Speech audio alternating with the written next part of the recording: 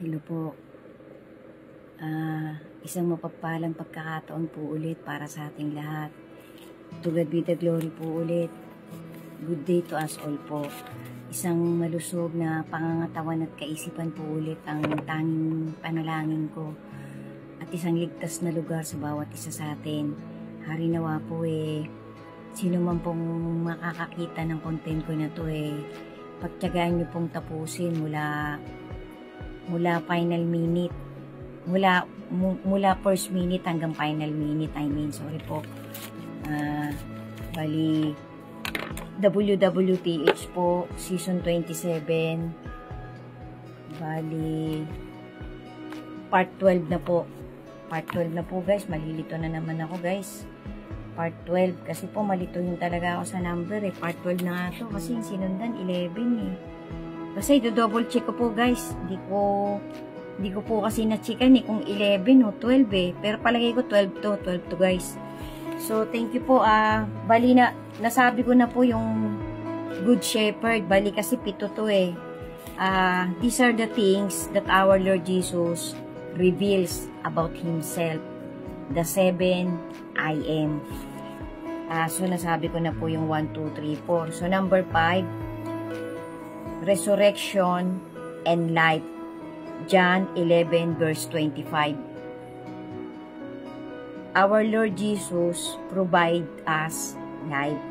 Apart from Him is only endless dying. So guys, continuation po. Nasamid kasi ako. Ibig sabihin po talaga, ang Panginoon po talaga ang magbibigay sa atin ng buhay.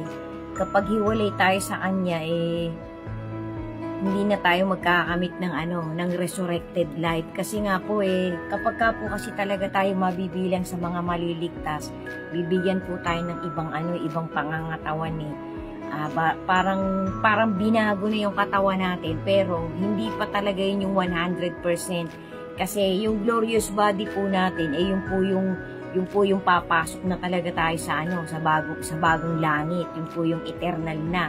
Pero yung kapag ka na-chosen ka, babaguhin din daw po tayo. Yun po yung pagpapaliwanag ng matuwid na mga ngaral Paki-double check nyo po guys, paki-double check nyo po. Nasabi ko na po yan dun sa November 4 ko na content last year.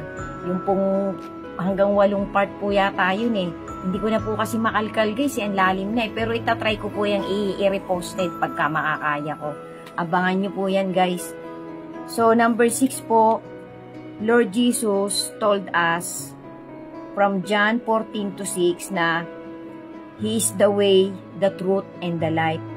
He guides us. Apart from Him, apart from our Lord Jesus, is only endless hopelessness. So kung talagang tayo po mapapalayo talaga sa Kanya at hindi talaga tayo magkikling sa Kanyang mga salita, po tayo?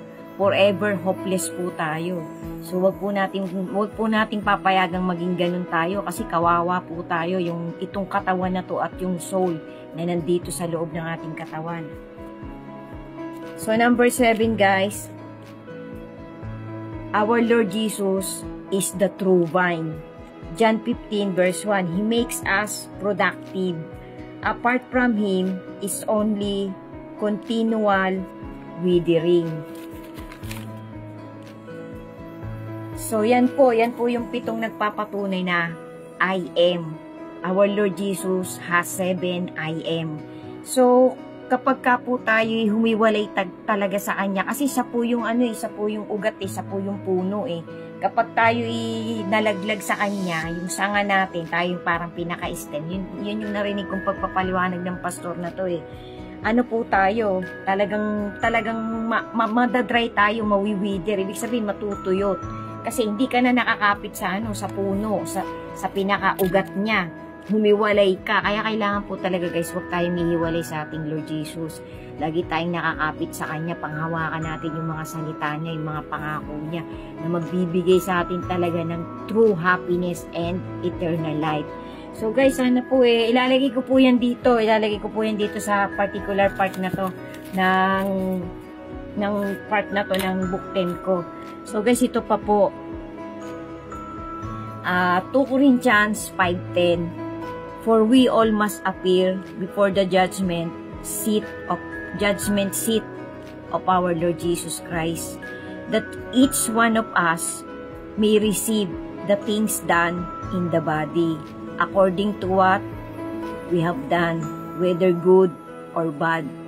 So, ito po ay isang verses na, tsaka ito pong Revelation 4 verse 22. Ito po ay isang nagpapatunay, na nagbibigay ito ng nandiin na talagang lahat po tayo ay haharap sa hukuman ng ating Panginoong Jesucristo pagdating po ng verdict time. So, kailangan po medyo na tayo ngayon, medyo maglaylo-laylo na po tayo. Kung tayo po nakalihis pa yung nilalakad nating daan, umano na po tayo, tumaliwas na po tayo dun. Umano na po tayo, dumiretso na po tayo. Iwasan na po natin yung mga crooked path, yung mga baluktot na daan. Ituwid na po natin. Sabi nga po, let us all start to square our life. Tuwidin na po natin, pantayin na po natin ang parisukat. Kasi kailangan po, bago man lang po mangyari yung harpacho, nakapagnilay na tayo. Nakapagbigay na tayo ng talagang pangako natin sa ating Panginoon, yung conviction ng ating faith, diinan na po natin, ibig sabihin, bigyan na natin ng 100% na dedication, kasi baka po tayo malate, baka kung kailan nag-uumpisa na yung tribulation, nag-uumpisa na yung mawawala na talaga yung grace of God, saka pa lang tayo magpapakaaligagang magpakabuti, magpakatuwid. Naku po guys, mahuhuli po tayo nun, malilate po tayo, kasi biglaan po ang mga pangyayari, hindi po natin hawak guys. Kasi kahit tayo prepared na, wala namang nakakalam ng eksaktong minuto, eksaktong oras, eksaktong araw, tanghali ba yan, hapon ba yan, madaling araw ba yan. Ang sinasabi po kasi ng ating Panginoon na maging prepared ka, dapat, ibig sabihin, maging prepared ka, nasa matuwid ka na, nagtutuwid ka na, tinalikuran mo na, tumaliwas ka na sa lahat ng mga mali mong pinagagagawa. Yun yung parang magiging preparedness mo. Tinatahak mo na yung makipot na daan, umalis ka na dun sa malapad at maluwang na daan ng kapahamakan. So guys, yan po yan. Susundan ko pa po ito guys, susundan ko pa. Sana po kahit paano lahat po ng parte, talagang mayroon po akong maliit na booster na naihahatid sa bawat isa sa atin. To God be the glory po. Pagtibahin po talaga natin ang pananampalataya natin sa mag-ama, sa ating Diyos Ama at sa Kanyang bigatin Son. Kasi sila po talaga yung susi para tayo magkamit.